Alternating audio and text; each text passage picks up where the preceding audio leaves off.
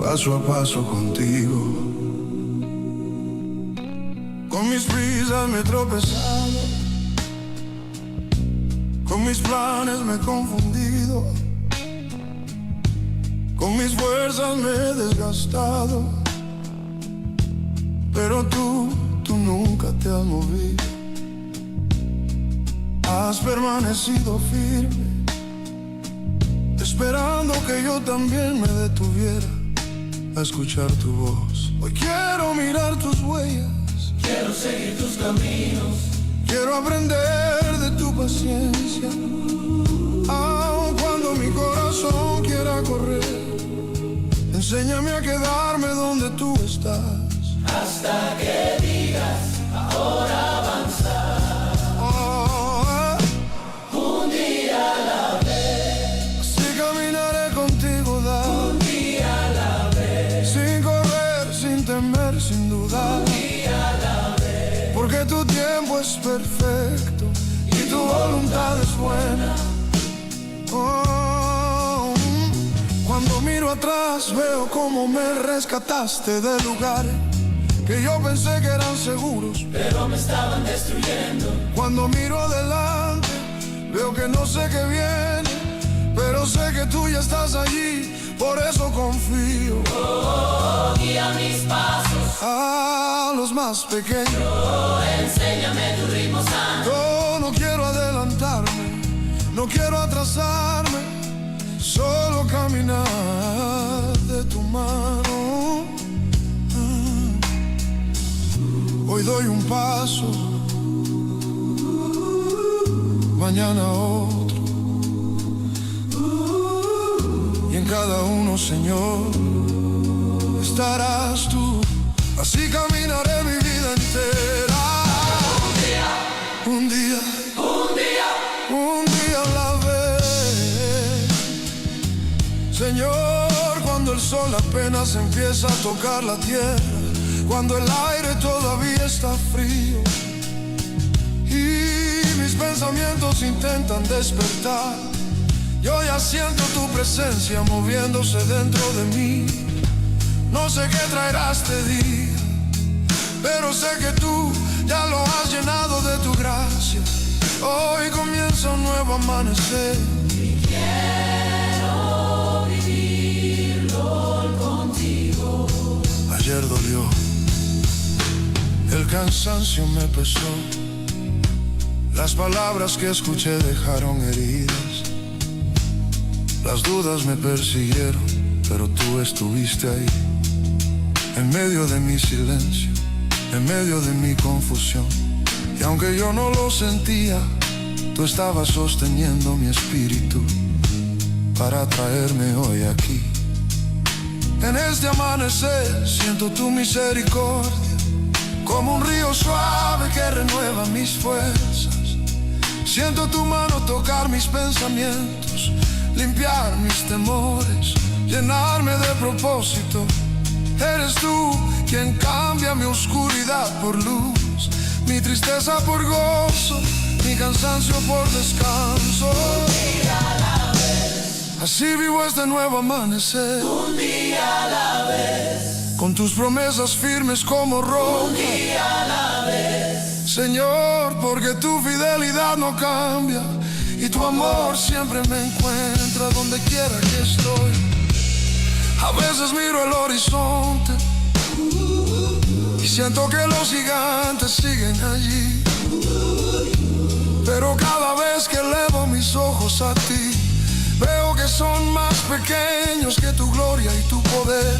porque tú, Señor, Eres el Dios que abre caminos nuevos, eres el Dios. eres el Dios que transforma lo imposible. Hoy creo otra vez. Oh, renueva mi alma, renueva mi espíritu, renueva mis pasos, que este amanecer sea tuyo, que mis decisiones sean. Nobody can say no when Jesus says yes. Nobody can say no. It is time for Yes with Yesse. Please welcome your host, Yesenia Leva.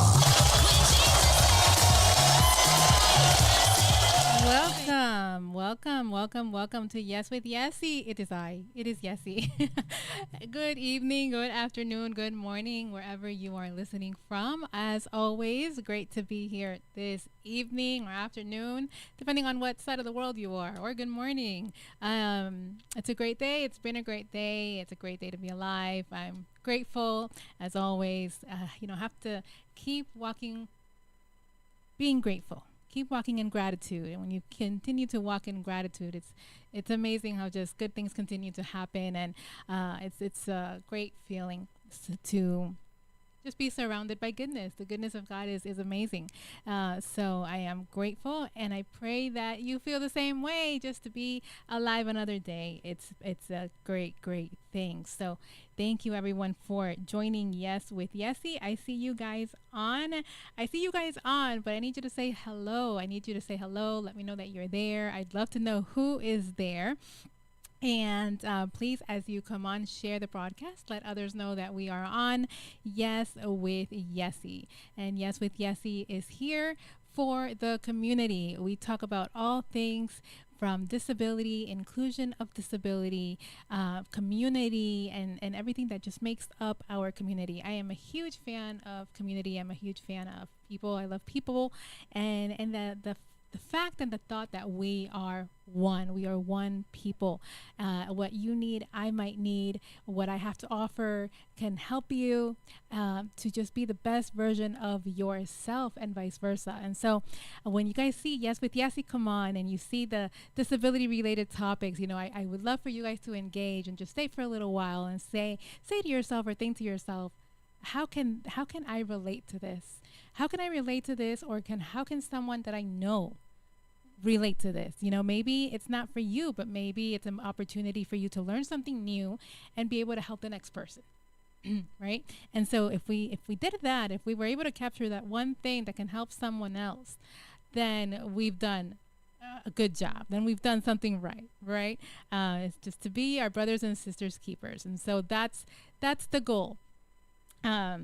Here with Yes with Yesse. All right. And so good evening, everyone coming in. Sister Bev, thank you so much for joining. Good evening.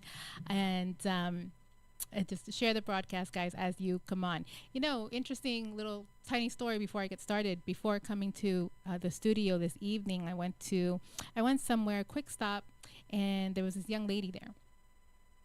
Outside, sitting on the floor.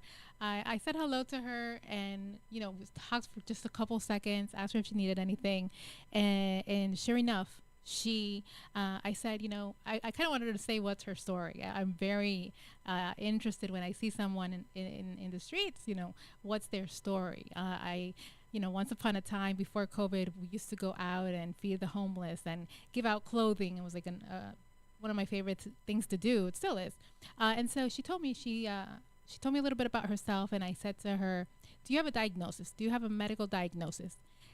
It was a little softer than straight out asking her, do you have a disability? Do you have a mental health disability? So I said, do you have a medical diagnosis? And she freely told me what her diagnosis was, what her situation was.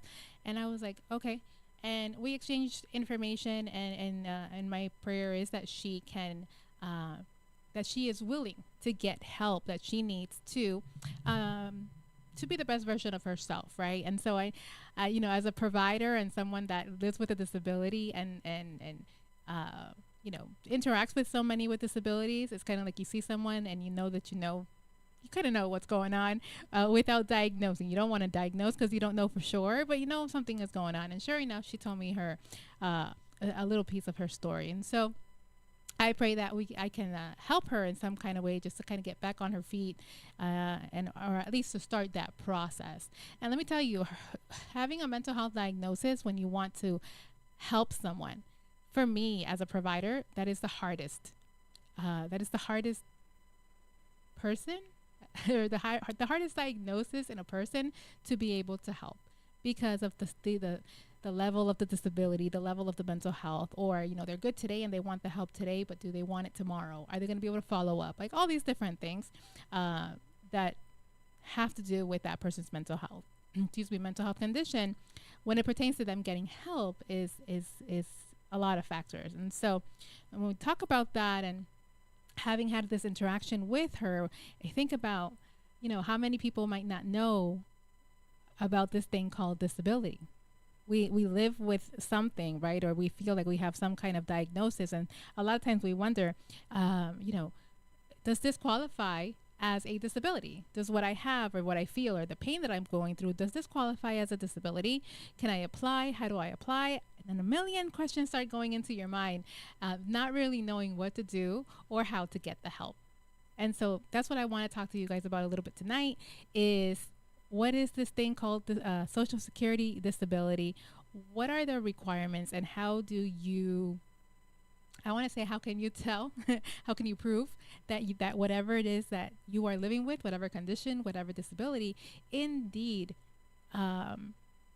is a disability, is qualified as a disability according to the Social Security disability in the government. Just because we live with a disability doesn't mean it qualifies you to receive Social Security disability benefits or supplementary security income. So we can never assume, even myself having been born with my disability, we can never assume that we qualify because we have some kind of physical, emotional, or mental health diagnosis or impediment.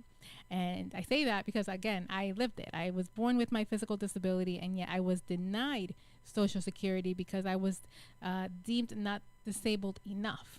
I'm like, well, what is that? What do you mean I'm not disabled enough? And then I had to advocate and learn the system and all that stuff to then learn that I did qualify because not only because I was born with my disability, but because it affected my ability to do different daily things in different ways. And then at some point or at some level, it did affect my ability to work. And so that is the primary thing, that whatever disability, diagnosis, etc., that you live with has to impede your ability to work either partially or fully. And I'll tell you why I say that in just a second. So when you're thinking, all right, I feel, I have this disability, this diagnosis, or I have this particular situation where I don't feel like I'm literally able to work, what do you do? What do you do before you go ahead and say you want to apply for Social Security? Which I get all the time, by the way, of people that want to apply, but they don't know how or what they need to do first. So the first thing that you want to do is gather documentation. If it is not documented, it didn't happen. So that's the first thing you want to do, is gather documentation, because again, if it is not documented, meaning if you don't have medical records, if you don't have test results, if you don't have those kind of things, then there is no actual proof that anything has happened. And then you want to do some financial planning. Why does the financial planning come in? Because when you're about to apply for Social Security disability, one, it is assumed that you have no income. Two, if you do have income, or if you do have a certain amount of income in your bank account, if you have assets, if you own multiple vehicles, multiple homes, if you have more than $2,000 in your bank account, you are more than likely going to be denied of Social Security disability or the SSI. Unfortunately, it's the more we have, the less we qualify, right? Is that fair? Absolutely not. Because just because you have, a certain disability, a diagnosis, but one, it doesn't mean that you cannot work, and two, it doesn't mean that you don't have these things. Maybe an inheritance, or maybe something that you worked for your entire life, and all of a sudden things change, and then you go into the emotional aspect of that. So it's a lot. So you do want to have your medical documentation, your financial planning. Again, make sure you have documented the things that you own, what is under your name. The things that are under your name is so important. And make sure, as I briefly mentioned, that you are prepared for an emotional adjustment. Emotionally, it can be draining, especially if you don't have support. If you have support and you have someone, guiding you and taking you by the hand, in a sense, then you have that emotional support, especially when it's kind of like someone that's been there, done that. So make sure you have some kind of emotional support, that you prepare yourself emotionally to think or to say, yes, I have this newly diagnosis, I have this new thing or something that was pre-existing or whatever the case, but it doesn't change who I am and it doesn't change the way I'm going to live my life. It might slightly because now you have to accustom yourself to a new way of life, but it's still life and you still have chance. For as long as there's breath in your lungs, you have a chance to the best life possible for yourself. So that is very important.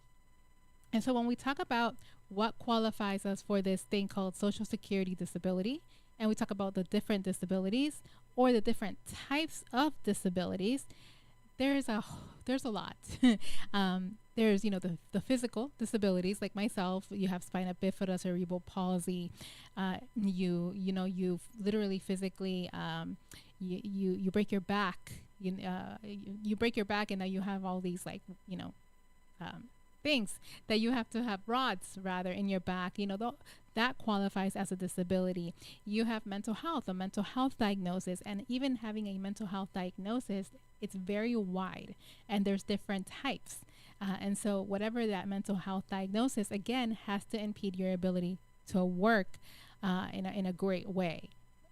And then that's where it becomes difficult to prove that whatever that diagnosis is does not allow you to work.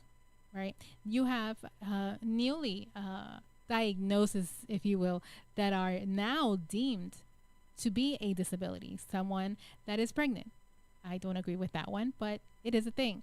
If you're pregnant, now you can apply for at least temporary disability. Seniors, same thing. If you're senior, you're the elderly, which I would encourage you. Yes, you can definitely try to apply for disability. You have also autism. Autism is a big one because autism doesn't necessarily come in the physical form, walking with a cane or whatnot. It's more a neurological and your focus and all these different sensory related sensory related ways of being where maybe the person is not physically disabled, but they can't, walk long distance because they'll get lost.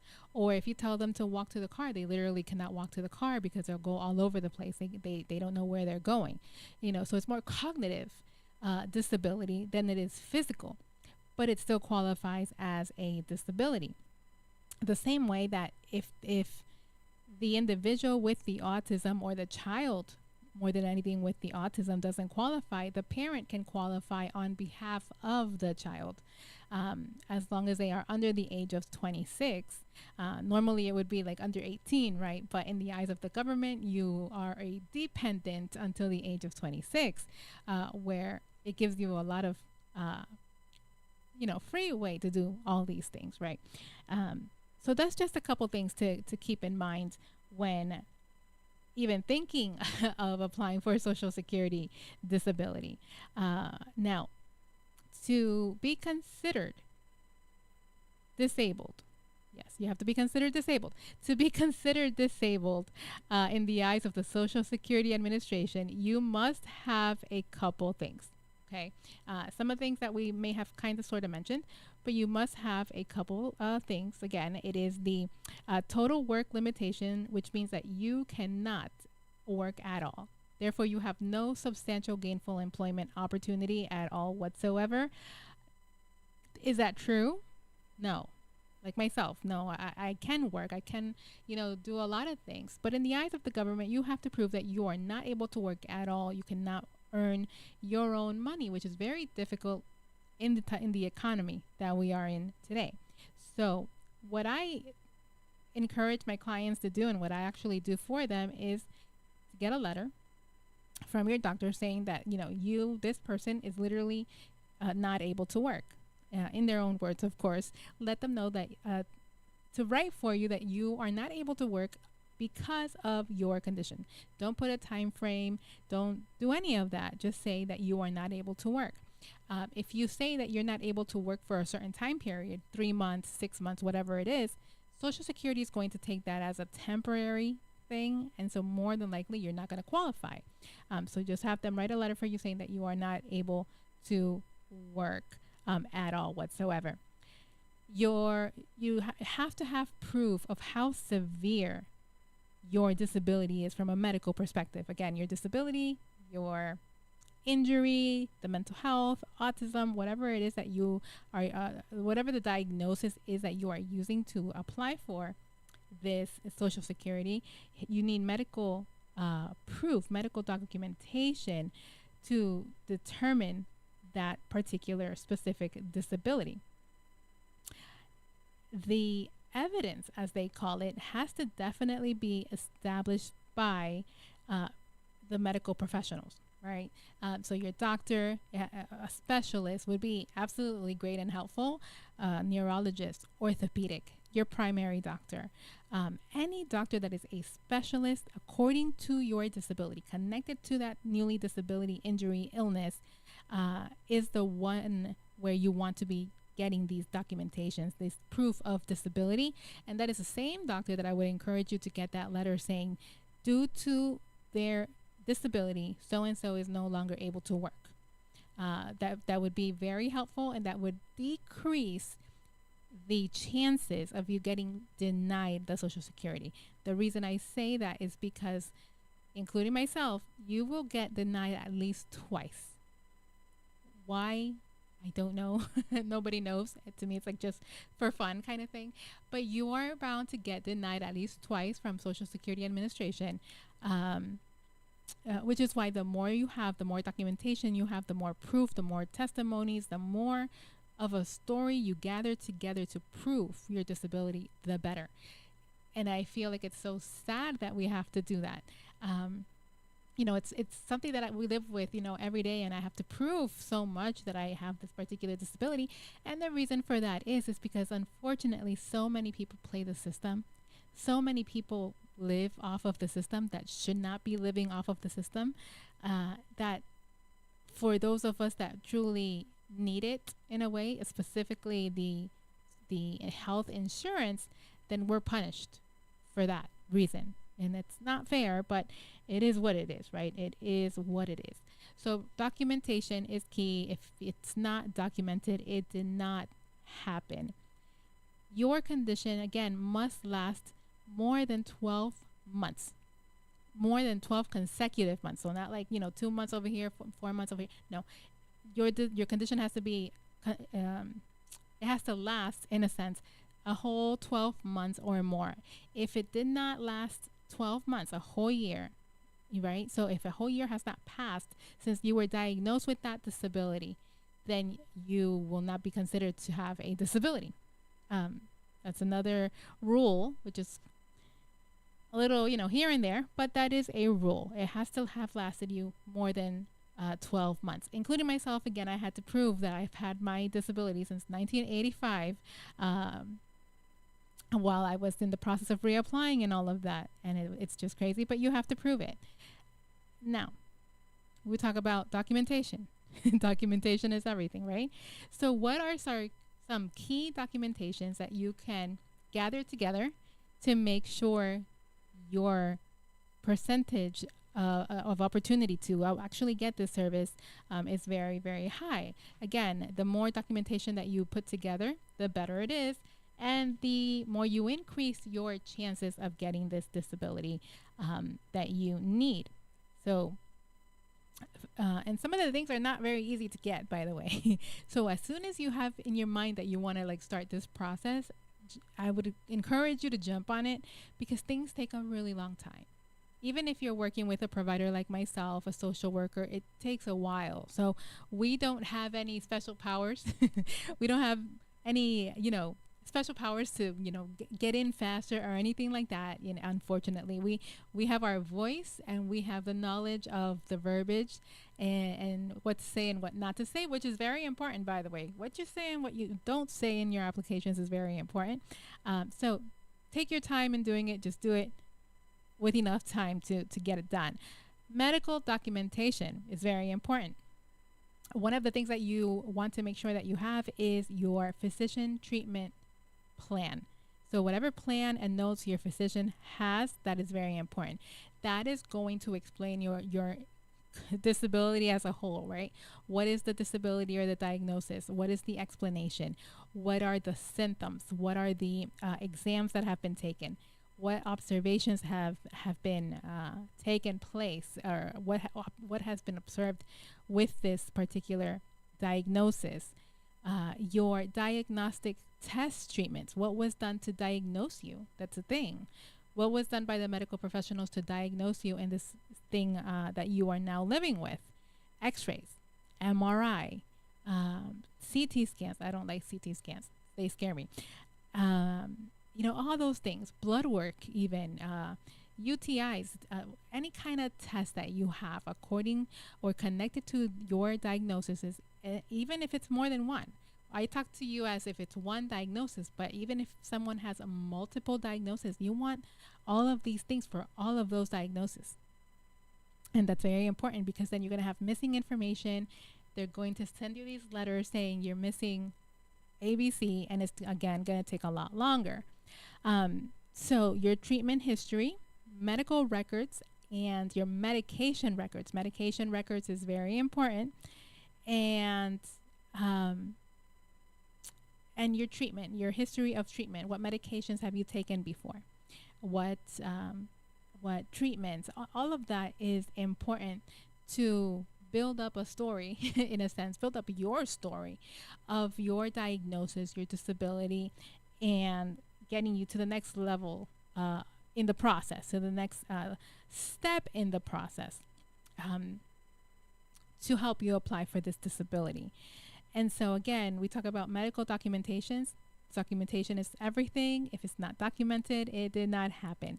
Your physician treatment notes, symptoms, exams, observations over time, your diagnostic test results, x-rays, MRI, CT scan, all of it. The more the merrier. Your treatment history. Have you been treated for this before? What is the history of it? Is there a chance for it to get better? Or is there a chance for it to go away? Like sometimes these professionals think that something's just going to magically disappear. And then they send you a letter. Oh, congratulations, you are still disabled. That's a thing. Don't don't get scared when that happens. Medical records, medication records. All of that is important when you are applying for disability, right? And so you have to think about when you're doing all of this, you have to think about, how am I going to prove this disability? How am I going to prove that I need to apply for Social Security disability on a long-term basis? Not the short term, but the long-term basis. So how does your condition limit your ability to work? All in all, and everything that we are talking about, that is what the Social Security Administration focuses on. How does your condition limit your ability to work? Because it is assumed that if you can work 10, 20, 30, 40 plus hours, then you don't need to apply for disability. And I strongly disagree with that. So that's something that you got to consider, and you have to think about, how does your condition limit your ability to work? Because again, it is assumed that you cannot work, for which reason, if you are applying or wanting to apply for Social Security disability, you are not to be working. You cannot be working while applying for Social Security disability. If you are, there is a 99.9% chance that you are going to get denied of Social Security disability. Again, is that fair? No. Because somebody can, first of all, everybody needs to work. Everybody needs to make money, because everyone has bills to pay. Absolutely everyone. So how it is expected that because we now have a disability, or was born with it, or whatever the case, we are not able to work, because if we work, we are no longer considered to have a disability. And if we work, we get our benefits taken away. It's something that it's in place that is not fair, and it is not truthful, more than anything. Again, because I have a disability doesn't mean that I cannot work. I work, I have my business, and I do all the things that I do, right? So that's why I say, or I would say to you, and I would encourage you, don't get discouraged by all the things that we have to do to qualify, just to simply qualify for the disability. Once you have it, once you have been given or approved the disability, the Social Security disability, to whatever level and to whatever uh, amount that you are given, take it. Take it, because then you have to learn how to protect it. Once you have it, can you go out and work 40, 60 hours a week again without risking losing the benefit? Absolutely not. There are requirements. There are, thresholds to stay under. There are documentations to submit. It never ends. It never ends. But the important thing is to get started, to understand how to apply and what we're doing, and get to the finish line of applying. And the rest, we'll worry about it later, in a sense, right? So we talked about the medical documentations and how your condition limits your ability to work. Having that in mind is very, very important.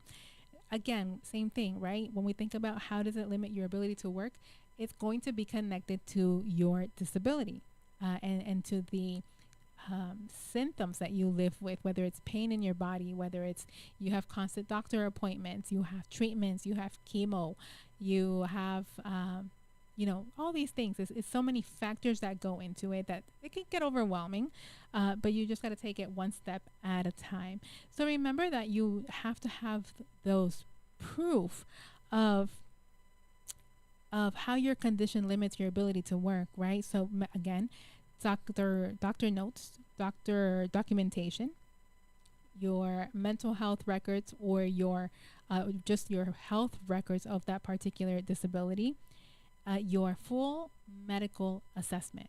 And what I do with my clients, there is a particular or a specific package available. A lot of these documentations are available online, by the way, for absolutely free. So I kind of get ahead of the game. I Google it and I download the Social Security Administration medical report. And I literally, it's a little packet. And I literally sit there with my clients and fill this out. And the reason I do that, again, is because verbiage is very important. It's not what you say, it's how you say it. And so that's something that if you don't know, you don't know what you don't know. If you haven't lived it, you don't know. And so I do enjoy sitting down with my clients and making sure that we fill it out correctly with the correct verbiage for them to increase their opportunities for qualifying for Social Security disability. So that is something that I do. And it's a lot. It's a lot, guys. It's a lot of do's and don'ts. It's a lot of information, a lot of filling out of information. It's a lot, but it is possible. And I see you guys coming in. Pastor Akio, good evening. Thank you for joining. Melissa, I see you. Yes, this is crazy. It's not impossible though, but it's crazy. Denai J, I see you. Thank you for joining. Sister Annie, thank you for joining. Appreciate you guys. Thank you. Please share the broadcast. I'm loving this tonight. Oh my gosh. Please share the broadcast and let others know that we are on here with Yes with Yesse. Talking about a little bit of this, a little bit of that as it pertains to Social Security disability and how to apply. Now, I gave you guys a lot of information for Social Security disability, SSDI. There's another little monster called Supplementary Security Income. Basically the same. As far as applying and qualifying is pretty much the same. One of the major differences between the two is that the amount of money that you can make in order to keep each one are very different. Everything is lower when it comes to supplementary security income. And the reason is because supplementary security income is based on two things. It's based on disability, on your disability, whether it was, again, you were born with it or you acquired it later in life. And then it also considers you low income. So you have to be low income and disabled in order to qualify for SSDI. The moment that you start working, with SSI, the moment that you start working with SSI, you have to report the income that you make every single month. You have to do that with Social Security disability as well, but it's a little bit different and it's a little more free versus SSI is very cutthroat. You have to submit your pay stubs every month and make sure that you are under the threshold of the $2,000. If you go over by $1, you're gonna have to pay that money back. So all of a sudden, you're getting an overpayment. You are paying money back, and slowly but surely, if not immediately, you start to lose your benefit of the SSI. Now, along with the SSI and along with the SSDI comes the insurance. More than likely, if you receive one of those benefits, you receive the Medicaid as well.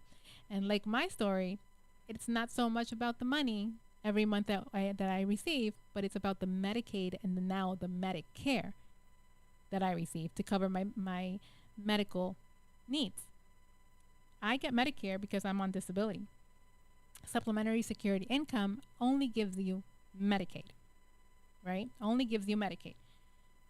And so if you only have Medicaid, you have to wait to become a senior or the meet the requirement of being able to obtain the Medicare, right? Versus if you have a disability and you qualify for Social Security disability income, you get the Medicare as well, which helps a lot. Definitely helps a lot.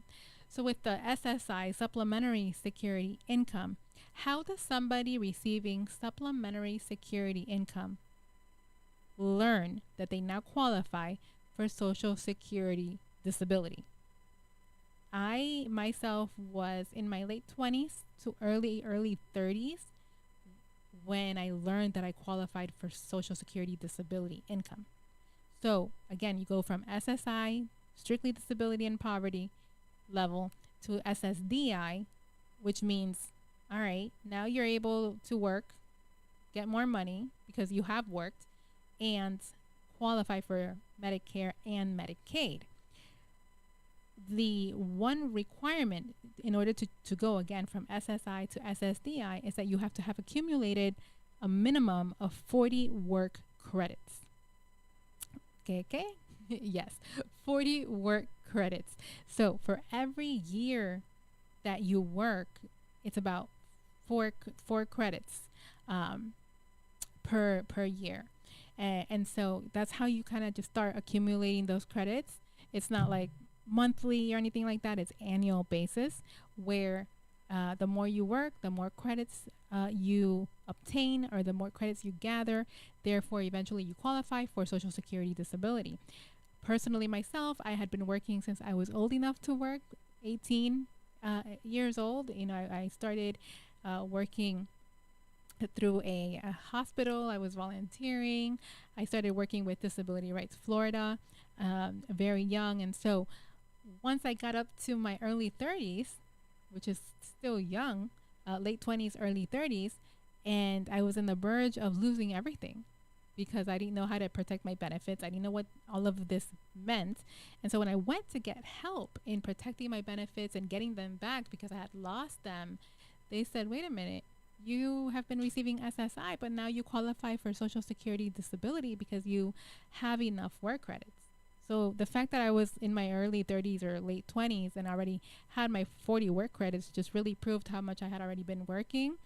And, you know, a lot of people that are much older are still accumulating their work credits and haven't made it to 40 work credits. So that was really cool because I now qualified for my entire Social Security disability benefit because of those 40 work credits.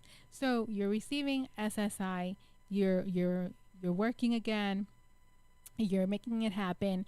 Again, you have to be mindful that you report your earnings, report everything, report your work related expenses, and that's just really for tax purposes and just really helps you to do that. And you qualify with your work credits, your 40 work credits for Social Security disability. And you live happily ever after. So that's a lot.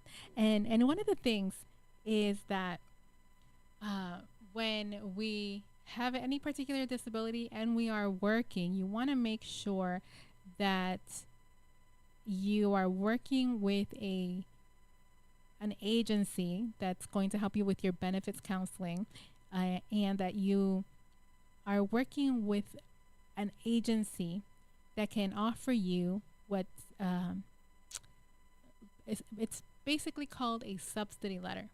And that letter says that you are working, that you're able to work, but for every accommodation that you need at work, let's say you can't lift more than 20 pounds, you have to sit down. So, you can't do anything standing up. So they accommodate you and give you a stool or a chair, or you need extra time to do something, or you need a schedule change because you can't get there so early. Or you have to you need an extra break, or you need extra time during your lunch. All of those things count as accommodations. And so there's this thing called a subsidy letter where we list your accommodations, and those accommodations turned into numbers. That's the whole thing. Numbers is not my thing. I'm learning. Those accommodations turn into numbers. Those numbers turn into a percentage. Whatever that percentage is means that the government then only counts that percentage of your income in order for you to continue to qualify for your Social Security. That's all these things that we're talking about is why you really need what we call the benefits counselor and have somebody to guide you along the way, because there's so many steps and you don't want to miss any steps, because that moment we miss one, it's like, what am I doing? And starting all over again, right? So all of that has to do with the Social Security disability. So when it comes to that subsidy letter, whatever that percentage is, it says, okay, Jessie, according to her disability, can only perform 20% of her duties at work, 10%, whatever it is. And that basically helps us as the individual with a disability continue to receive our Social Security disability and be able to work without being penalized and without risking the government taking away our benefit. The reason that we want to make 120% sure that we are documenting, that we are reporting, that we are submitting our pay stubs to Social Security every month, that we are in communication with our employer for the letters that we need, is because if we don't submit these letters and we don't do what we are required to do, then you're going to receive what they call an overpayment. It's going to be, surprise, you didn't give us this. So you're going to get a beautiful letter in the mail by Social Security saying, because you worked between this time and you earned this much money, you now owe us that money. Whatever money you received from Social Security, you now have to pay it back. I went through that. It's not pretty. And it wasn't even money that I earned. It was money my parents earned while I was a child that I was expected to pay back. So again, if you don't report your earnings, if you don't report that you are working and the government finds out otherwise, through a different route, then you're going to get that letter that says you got to pay that money back. And that's not a good place to be in, because you're going to have to pay that money back.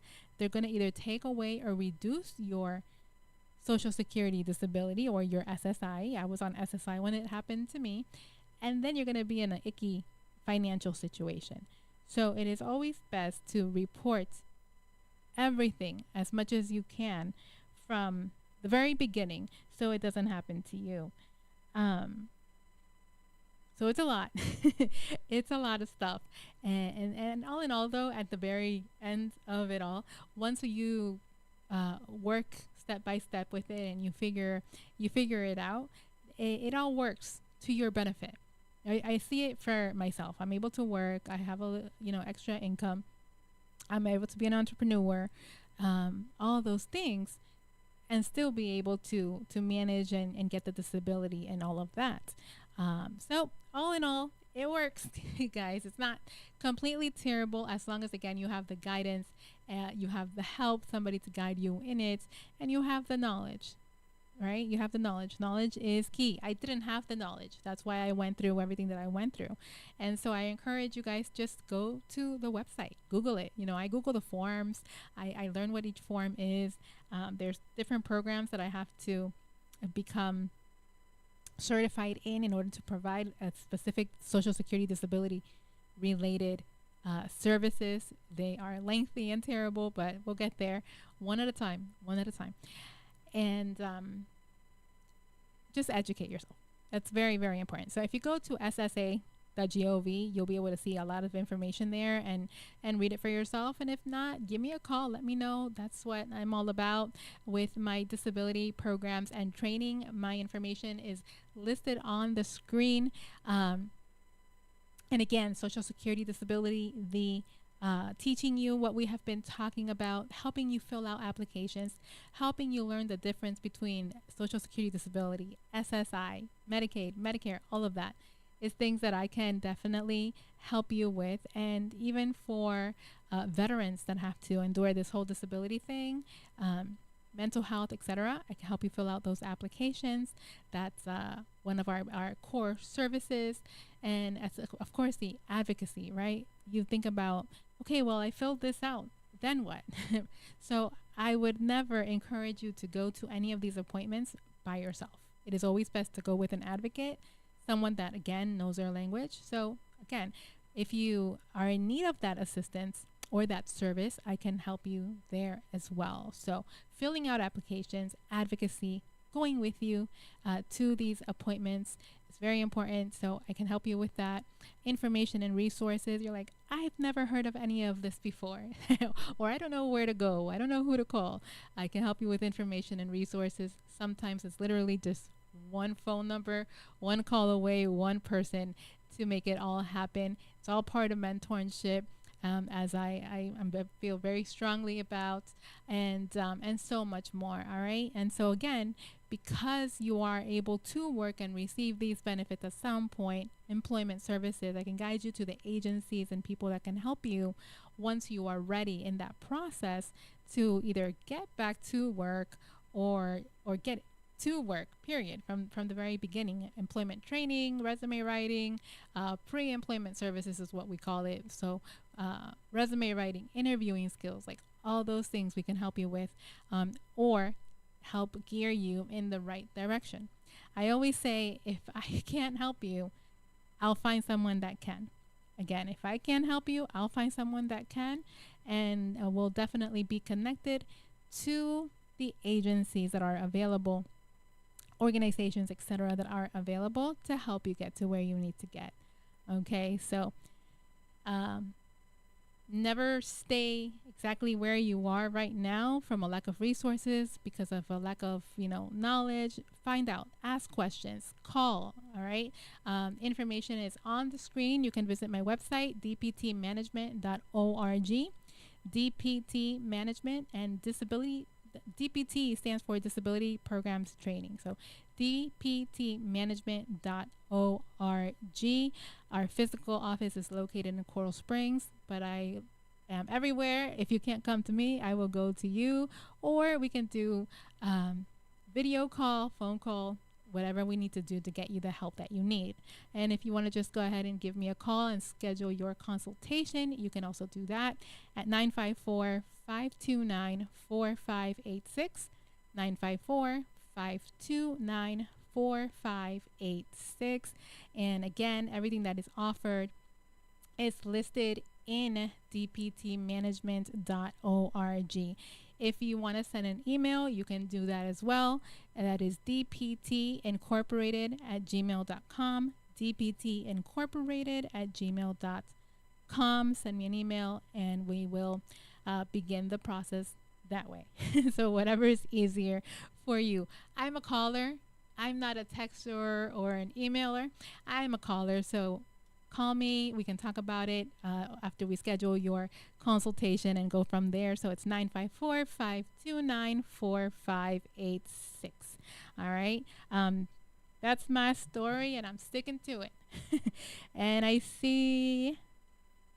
Thank you, guys. Thank you so much for joining Jamaica Gospel Show. Oh, sounds good. Sounds good. Thank you, everyone, for joining. Excited to see you guys on today. Excited to see the numbers. Thank you. Thank you. And I'm here with you guys every Thursday at 6 p.m. Eastern Standard Time on Yes with Yesse. Every week we talk about something different that impacts our community of individuals with disabilities. And again, We might talk about disability specific, but it is for everyone, as it could happen to you or someone that you know. And so, with that, guys, tonight is a very exciting night for me. Why am I about to cry? I was not expecting to cry. Okay. I was able to be interviewed by a local news station, WSVN7. So tonight, the story will be on air at 10 p.m., 10 p.m. Eastern Standard Time. So if you are in the local area, you're in Broward County, I'm sure it's going to be online at some point, but tune in to Channel 7, WSVN. I believe I shared last week that I sent in an email to one of the broadcasters, and that broadcaster was one that gave me a tour of the studio many years ago. I was a young teen, my sister was a baby, and it was through him that I was able to get this interview in Channel 7 Spotlight, which airs tonight. So very exciting, full circle. It's exciting to me because for many reasons, but one, I got the opportunity to promote my company, promote what I do, and I had some clients there and families giving testimonies for the story. It took hours, but it was awesome, and just the fact to have that opportunity to of including disability in media while sharing my story and sharing my services in the company, in my office was super exciting, and I must say it's a dream come true. So that's why I'm excited and emotional, but it was a dream come true. And I look forward to many more, and more than anything I look forward to the impact, if this, which it will, this interview tonight, if it reaches one person, one child, one mom, then we have done our job. We've done our job. So I'm excited. I pray that it reaches many, many people and the phone starts ringing and all that stuff, more business, and again, helping the people that need it most. So I'm excited for the opportunity. I'm super grateful. Thank God for the opportunity to do what I do. And a gift that he has given me, literally in my life, living as a person with a disability, and now being able to help people what feels like at a global level with disabilities and in media. It's like, yes, thank you. Thank you, Lord. So I'm excited and I'm grateful. Thank you guys for watching and for tuning in and for listening to Yes with Yesse. Super grateful. And I know that there's no me without all of you. So I'm grateful. I'm so grateful. I was thinking, like, why am I nervous about this interview? And when something means so much to you, you get scared, you get nervous. Did I do a good job? Did I talk right? Did I say enough? The ladies that joined me, did we say the right thing? Did we leave anything out? You just start thinking all these things, and it's like, okay, I had to forget all of that and say, we did our best. It is what it is. God's got it. It's in God's hands, and the impact will be made. The impact will happen. And so that's what's the most exciting thing in the world for me. So on that note, thank you guys so much for joining Yes with Yesse. Again, tune in if you are in the local area tonight at 10 p.m. Eastern Standard Time to WSVN 7, Channel 7. All right. And I look forward to seeing you guys next week on another episode of Yes with Yesse here on New Season Gospel FM. Do me a favor, subscribe to New Season Gospel FM on YouTube if you have not already done so. Please support your number one gospel station, New Season Gospel FM. Ways to give are scrolling across the screen, so I encourage you all to do that.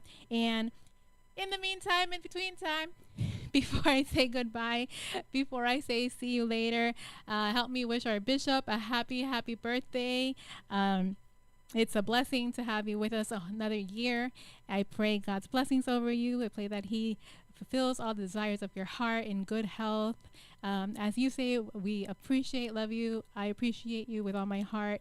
I always refer to New Season as home. This is family, and it is because Bishop opened the doors for me and provided this out of many opportunities. So I will always say that, I thank God before everything. I thank Him for placing Bishop in my life and the New Season family. And I know that if it wasn't for God's grace, for open doors and opportunities and Bishop, I would not be here and I would not be where I am today. So thank you. Happy birthday to you, Bishop.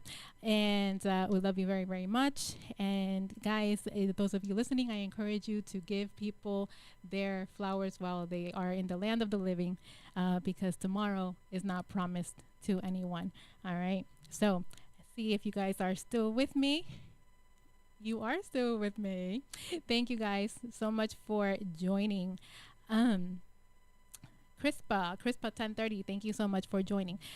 So on that note, thank you everyone. I will be here for just a couple minutes. I'm going to play something for you. Thank you. Bishop, happy birthday. And the rest of you, have an amazing rest of your afternoon. And see you tomorrow for Fun Friday, first thing in the morning in His presence prayer time, followed by the Pastor Steve show. And don't forget that this Saturday is our Valentine's Day evening party, our Valentine's Day celebration this coming Saturday right here in New Season Worship Center. So if you haven't gotten your tickets, you're still on time to go ahead, get your tickets and join us. You don't want to miss out. It's always a fun time. And I heard Sister Stacy Elevated Wilson is going to be here. I love you. So I'll definitely be here. So you guys don't want to miss it. All right. Join us. And then we see you Sunday for our Sunday service at 11 a.m. right here at New Season Worship Center, 4660 North University Drive, Lauderhill, Florida, 33351. All right. For all our information and contact information, visit our website, newseasonwc.com. newseasonwc.com. On that note, have an amazing rest of your day. And I will see you next time on another episode of Yes with Yesse.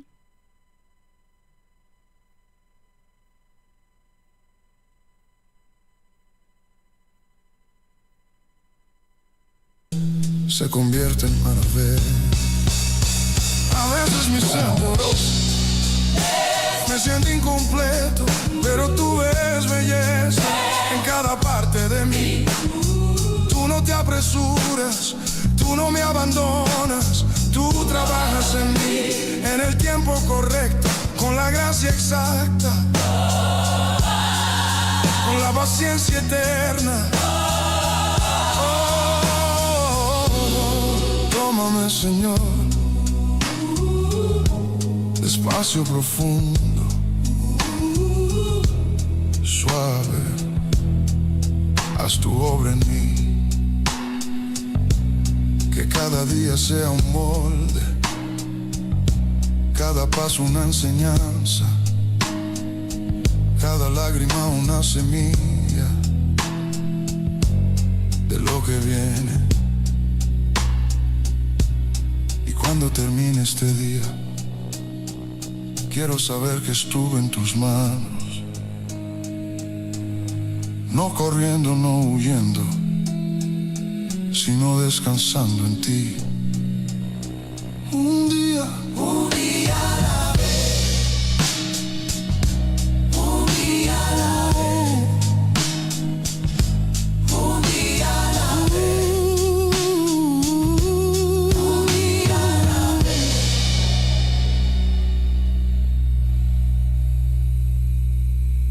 Hoy despierto, Señor,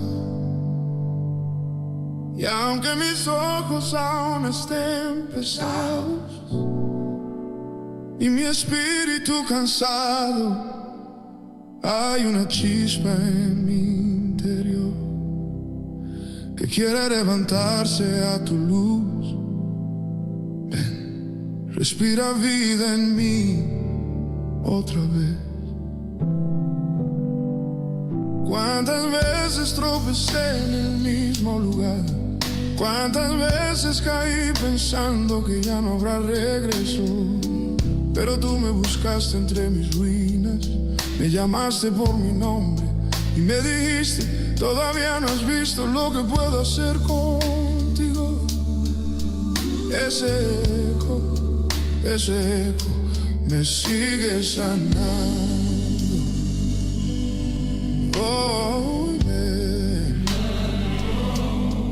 Hoy me levanto, porque soy fuerte, sino porque tú me sostienes.